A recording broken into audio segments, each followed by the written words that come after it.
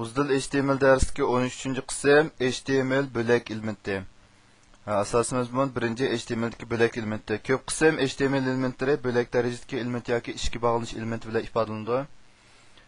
Bo'lak darajadagi element deganimiz bu inglizcha block level element va ishga bog'lanish element deganimiz inglizcha inline element degan shu ma'noni ifodalaydi.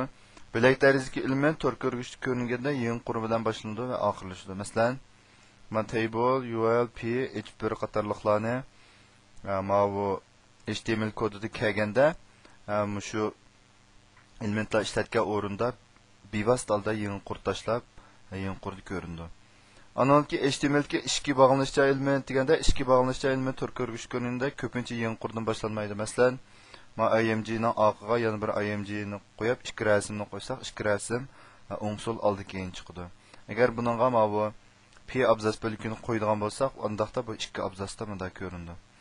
Anadan keyin bu ulanish xat kuchi, TD xat kuchi, B xat kuchi qatorliqlar xatni tom ko'sish. Qatorliqlar ishga bog'lanish elementi hisoblanadi. Şimdi HTML'dagi div elementi, HTML'dagi div elementi bo'lak darajalik element bo'lib, u orqali boshqa HTML elementlarni qachon qut yozsig'ili bo'ldi.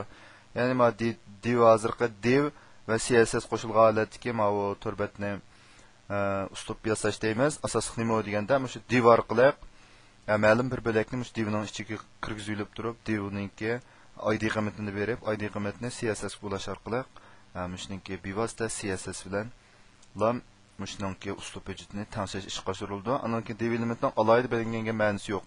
Lekin tor ko'rgishda bu xat kuchining oldi keyinda avtomatik qurt tashlaydi. Biz uni CSS bilan moslashtirib ishlatib, uslub xarakter belgilash qo'limiz bu hozir deb o'tdik.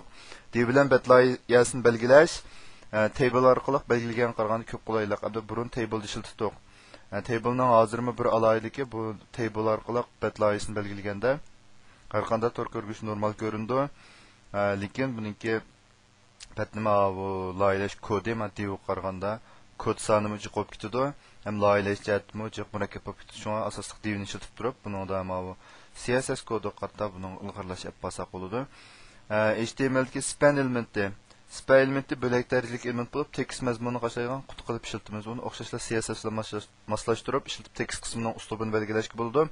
Uning div bilan o'xshamaydigan yeri bu span buniki ishga bog'lanish elementi hisobida bu yeng qur tashlab etmaydi.